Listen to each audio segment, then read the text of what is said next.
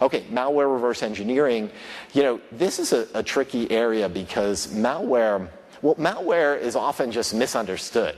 People use the term malware, but if somebody breaks into your house and uses a screwdriver to jack open your door, and then they leave the screwdriver on the floor behind, and you're like, oh, it looks like they used the screwdriver to get in, that screwdriver is malware, right? It was the tool used to break into your house. If they use some, complicated lock break-in device, that's also malware.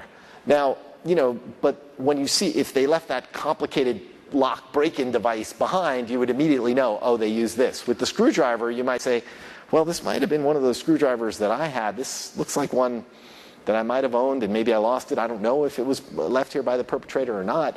So malware can really be anything.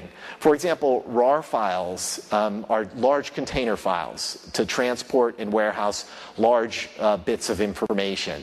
And you'll often find RAR files in the unallocated space or the slack space. Those are two areas of the computer, of a hard drive, that contain the remnants, fragments, and artifacts of behaviors. And you'll find RAR files, and those RAR files might contain data that appears to have been exfiltrated.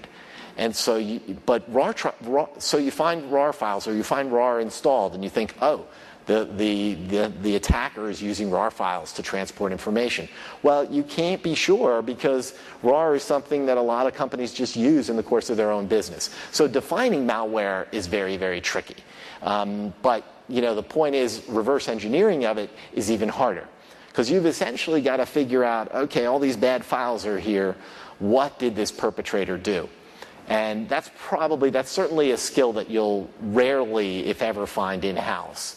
And again, in just bringing it back personally for me, I try to teach my son, hey, if you can be anything, be a malware reverse engineer, because you can work anywhere you want for any company on the planet, and they'll always want you. It's a very, when I left the SEC, I joined a firm called Strauss Friedberg, which is a bunch of former law enforcement people who all did computer crimes. And in finding malware reverse engineers, when they would come to, I ran the DC office, when they would come to the DC office, they'd have their feet up, metaphorically, and they owned me. I would do anything to hire these people because they're so good, and there just aren't many schools that teach it. There's not a lot of programs. We have all these schools of journalism, all these schools, all different social sciences, but we don't have, there's a digital forensics program at GW, there's one at Hopkins, there's one here, I think, at NYU, but again, they're very new programs, and there just aren't that many people in them.